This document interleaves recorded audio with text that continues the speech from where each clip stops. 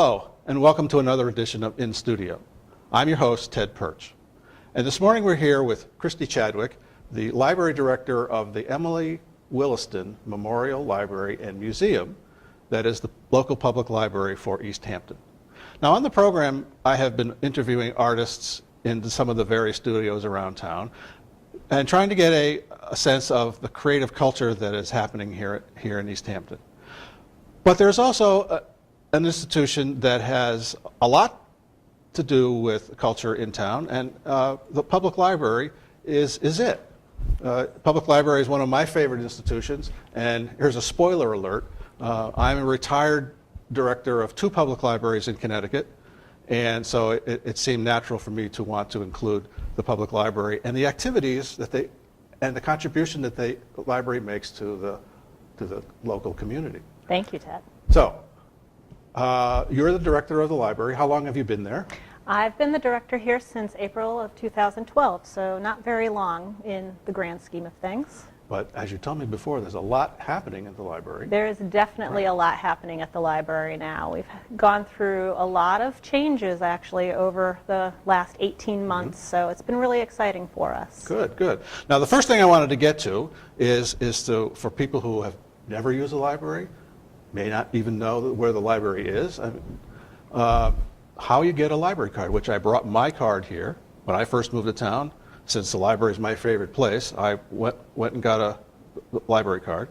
Now, if you go to the library to get a card, do you have to have any kind of proof of your residency, like a piece of mail or something that's got? So go through that whole steps. Absolutely. What we request from the public is that they have a personal ID, photo ID, government, student ID for those who don't actually have a state ID, and also proof of their residency. You don't necessarily actually have to live in East Hampton to get one of our library cards because we are part of a network throughout central and western Massachusetts, but you do need to be a resident of the state, and we do ask that you have that photo ID and then something that indicates where you live. So, and another aspect of getting a card from the Williston Library is that you can use this card in a number of different libraries. Absolutely. Go ahead. I was going to say we're part of CW Mars, which is the Central and Western Massachusetts Automated Resource Sharing. So we're actually a network of about 147 libraries throughout Central and Western Mass. So when you search our catalog, you not only are able to get items from our particular library, but usually request them from those libraries also. Right. I've had the occasion to get books from other libraries, and I find it very cool to find, a book from Lee or the Athenaeum in Pittsfield, or I have one at home now from Millbury. So CW Mars is a network that covers central and western Mass. Yes. So say from Worcester to the New York border, from Pittsfield, pretty much Vermont to Connecticut. So if you find yourself somewhere around Massachusetts and you want to stop in the local public library in Cummington or wherever, if you have your card, you can borrow things from that library. Correct. Yeah. And through the website, I think I'm going to repeat what you said, but you can request books that we don't have here in this library, and you will get them through the system delivered to our library from any other library. Yes, the delivery system actually goes throughout the entire Commonwealth. Right. So not only if you can't find the item in our network, there is actually what's called the virtual catalog, which allows you to request throughout the entire state. Wow. So this is a very powerful little tool. It's very thin and very, very compact, but it's very powerful. You can go throughout the Commonwealth and get materials. And public library being that institution that affords the citizens free access to information. And that's a very unique in history, and it's a very uniquely American institution, founded way back in the 1700s by, Ben Franklin. He was a very busy guy, and there is actually a new book out about him and his activities. It's called the Society for Useful Knowledge. Yeah. And having citizen access to public to information was very important to them, and that's how all this came about. So, with all that, now what's happening lately at our library? Well, at the library, I can definitely start with some of the work that's been done within and outside of the library. First of all, we've had a redo of all of the lighting inside of the library. We worked with TNT Energy and the Western Massachusetts Electrical Corporation for that. We just finished having a new gas furnace put in. We had been on oil for most of the life of the heating system, so we actually had some asbestos removed from the boiler room and put in a new energy efficient gas system. Cool. And that was helped actually with funding from the CPA funds that the city provides too. We've done some work on our handicap accessible ramp at the front. Yes, I noticed that the other day. Yep, so we're really happy with that. And we've also had some work done by Mantis Graphics, just doing, updating our pretty read sign that's over on the Main Street side, and finally putting our library hours, including our new Saturday hours, on the door. Which Your we're Saturday hours, great. And the library has a website. Yes, we do. It is ewmlibrary, all one word, .org. Yep, we like to highlight our hours, our information. We have a calendar of all the events and programs that are going on, and we usually highlight those events both there and on our Facebook page. We also have a Twitter account, and actually, as of this week, we have a new Tumblr account for those who are interested in that kind of social media. So the library is right in the mix there, the social media mix, and Definitely. Facebook and Twitter and everything else. That's very cool. Right there. Well, technology is really important these days. I mean, obviously, we do definitely love the public access that we have for books here at the library, but technology is really important. Yes. My background has been in technology, so I've been really trying to highlight that at the library. We have digital books available, both ebooks and downloadable audiobooks through the CW Mars Overdrive digital catalog. So I've been doing training, both drop-in sessions and also evening trainings discussing the catalog and how to use that. And we are actually now going forward with technology, and we're doing a fundraiser for a laptop lab. Ah, cool. Well, technology is, it is what's, like you say, it's very important. And the library does have some public internet access terminals at the library. How many are there? We currently have 4 terminals that are available. We have one that we're currently rebuilding, so we'll have 5. And we also have wireless access throughout the entire library, which also allows patients to do wireless printing from their own laptops. I saw that sign the other day, and I thought, because it's still, wireless printing is still relatively new, and not a lot of libraries are sort of up to that yet. It is still relatively new, but luckily it's a feature for the reservation system that we just installed on our public computers. Oh, cool. So if you go in with your smartphone or something, you can... Yep, or you bring your laptop in, and you'll actually have access to our printer as opposed to having to use the public access computer and transfer it over via a flash drive or something. That's great. Makes it easier for people to come in, especially sometimes people who, well, not only residents who come in, but people who may be passing through town and need a spot to do some work, and then they need to print something off, and it makes that happen. So you have some activity that way. Definitely. Which is... people start to hear about that, and you're going to find probably that people will be coming in more frequently now that they know that they have wireless printing. Definitely. That's very cool. Now, you have one of the changes that has happened in the library is that you have a new youth services supervisor. Yes. So that includes young adults and children's? Yes. Our youth department supervisor, Jonathan Schmidt, he's actually been a part-time employee of ours for several years. He's an MLS candidate finishing up his degree, and he's been working in that position since the end of July, and it's been really great. He's very proactive. He loves working with the youth, both teens and children, and we've got some really exciting things going on for them. That's great, because especially with teenagers and young adults, it's the age where you start to lose them with other interests and activities, and if you have someone who can relate to kids, they will come to the library if there's things to do and things to catch their interest. It's particularly with a person who can connect with them. Right, absolutely. And that's very, very vital, because outside of sports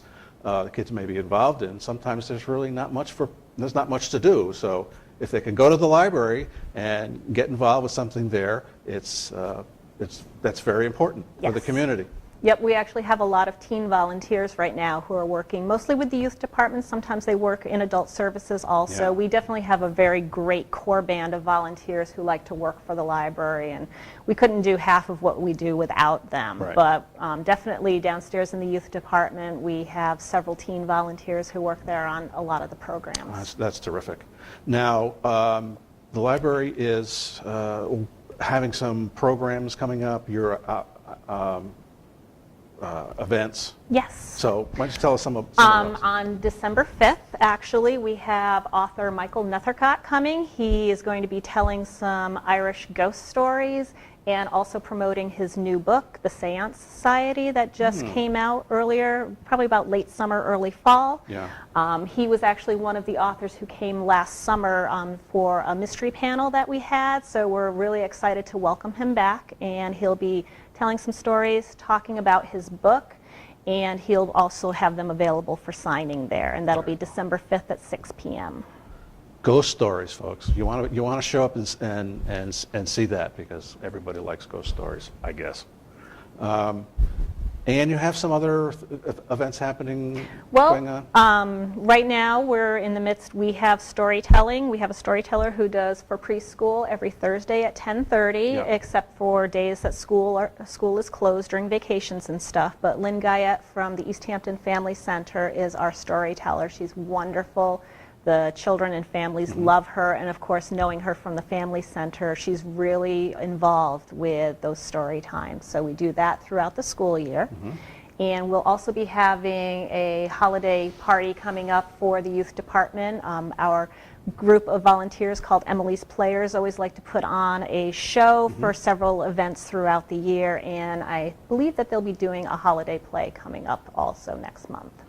But there's no specific date No set yet? specific date set for that yet. But I'm sure you'll have it posted in the Oh, library. and absolutely. probably in It'll the be paper or- posted in the library and And the through- website. Yes, Yeah. definitely. Oh, cool. Well, holidays are coming up, so you might want to avail yourself of that opportunity to go and see a nice performance there. Do you have any reading clubs or reading groups? We actually have two book clubs. We Book have clubs. one that meets on Monday evenings. It meets the fourth Monday of every month. I believe it's 6:30. And then we have a Wednesday afternoon club that meets the second Wednesday of each month at 1 o'clock. And those both meet at the library. I know that they're getting ready to announce their 2014 list. They always plan the entire year's worth Right. of reading, and obviously people are welcome to come join in the discussions, but also a lot of people just like to read what other people in the community are reading. So I know that the library has a friends group. Yes. So tell me about that.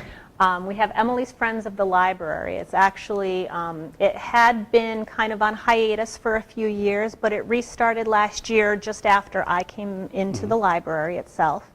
And we have a very active group that has been doing fundraising. They've helped support some of the programming for both throughout the year and for summer reading.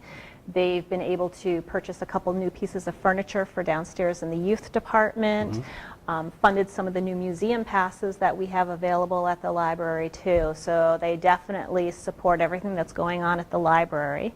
And they have a new fundraiser actually going on right now, their second annual holiday basket program. So gift baskets, they're always really popular. Yeah. So they're kind of doing a Chinese auction. You can come into the library and purchase tickets. We have 11 themed baskets ranging from tea and coffee to wine tasting to bird lovers to arts and entertainment. Cool. And they're all available on display at the library. Yeah. And we'll have a final list of all the components going up soon on the website too. But tickets are available. I believe the drawing is going to be December 19th, and tickets can be purchased at the library, or you can contact the Friends group also for tickets for that. So, folks, you want to get in on this. 11 gift baskets, and it's a holiday thing, so it's sort of a Christmas, it's a great thing to get to perhaps purchase or give to someone else as a gift. And they are on display at the library, so get on down there and take a look. Now, if you want to join the Friends group, how do you go about doing that? We do have a tab, a link set up for them on our website that you can go and actually print off the document to sign up for the Friends, or we do have applications available at the library also. Now, is there any sort of fee involved with becoming a member? There is a moderate fee. Usually it's about $15 for an individual member, but it goes up to sustaining members also. So there are different levels depending on individual, family, or corporate. So we talked about the fundraiser. Yes. So that's the gift baskets, and that's pretty cool. Yes, and that fundraiser is actually going specifically towards that mobile laptop lab that we're trying to get established for the library. And this was all kind of coming to the fact that we've had a lot of people who have been interested in learning more about technology, but our public access computers are not quite set up for really teaching. Right. So we thought that implementing a mobile laptop lab would be able to give us better space configuration, but also give us a way to outreach to the community, because we've already had interest from the Senior Center and other organizations that we would actually be able to go out and teach different types of technology to them. Yeah. So I wrote a grant actually to the East Hampton Savings Bank Foundation, and the project itself is about $15,000 for all the components that we need, and they have offered us a challenge grant of $7,500. So if we raise $7,500, then they will match that amount, and that'll give us what we need for that laptop lab. So everyone is encouraged to become a friend of the library. There is an application you can fill out, and you'll be contributing to this mobile lab. Yep, the fundraiser will be doing that, and then obviously, you know, anyone who wants to help with donations, we're definitely looking for those right now too. So people can get involved in this community agency. It's part of the community. It has been for 132 years, and it keeps on moving forward with the times. And there's a lot of technology there. There's a lot of opportunity to go and either access the internet if you don't have a computer at home, which a lot of people don't. No, they still don't. So you access that, you become involved in events and programs, and if you have kids, there's story times, and there's a whole library down at the lower level, the children's library, and it's very active. Whenever I've been to the library, there's people everywhere, and which is a good sign. You know, people do use the library a lot in the community, and that's a good sign that people are, you know, active and seeking out information and new things. No, it's really wonderful. You know, we definitely understand our place in the community, and we're really excited about it and seeing what else we can do for the community. Now, there's one last thing that we wanted to talk about, was that in terms of facing the future and going forward, the library and the library board was working on a strategic plan. That's correct. So tell me about that. Actually, this year we went in the process of creating a strategic plan, which many libraries do. It's actually basically a living blueprint for libraries to document what they're planning on doing over the next 5 years, is usually the average range of it. And the last library strategic plan was done in 1997. So we definitely needed to update that. And we actually formed a committee earlier this year and had community surveys. This committee met and worked. They revamped a lot of information. We developed goals, and the board approved our plan in October, and it was sent to the Massachusetts Board of Library Commissioners, who also approved the plan and the action plan, which is a one-year planning document that goes with it too. So we're all set for the next 5 years. Now, the document, that process has been completed, and there are copies of the plan available at the library. Yes. So you can go and you can pick a copy up and you can read it, and you can find out what's going on for the future here. And you mentioned before that that document is in the process of being uploaded onto the website. Yep, it'll be available on the website by the end of the year. So people can access that way and get a feel for how the library is moving forward. Yes. If the last plan was done in 1997, that's quite a long time ago. We've had everything is different.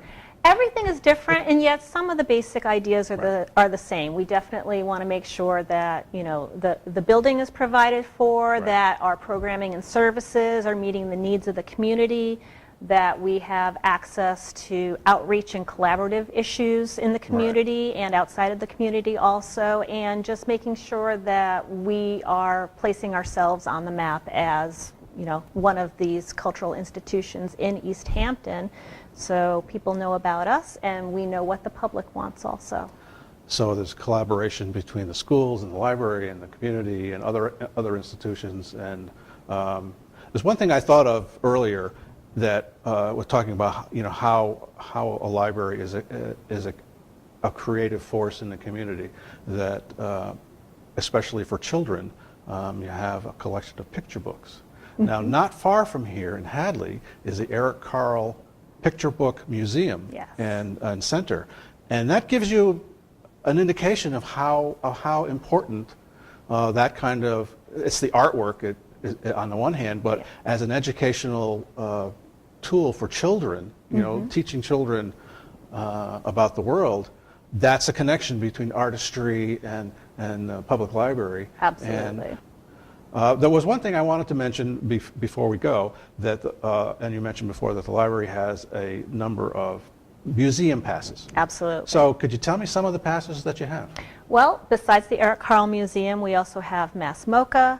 We have a Parks Pass for the Massachusetts State Parks. Mm-hmm. We have the Basketball Hall of Fame, Springfield Museums, the Children's Museum in Westfield, mm-hmm, and also the Holyoke Children's Museum and the Merry-Go-Round, and we have a few others also. And those, the complete list is available on the website? Yes, it is, along with the detailed information on what that pass entitles you to. Right, good. So for parents, for anybody, but especially for parents, it's coming up to holiday school vacation time, and you'll be looking for some things to do after the holidays with the kids.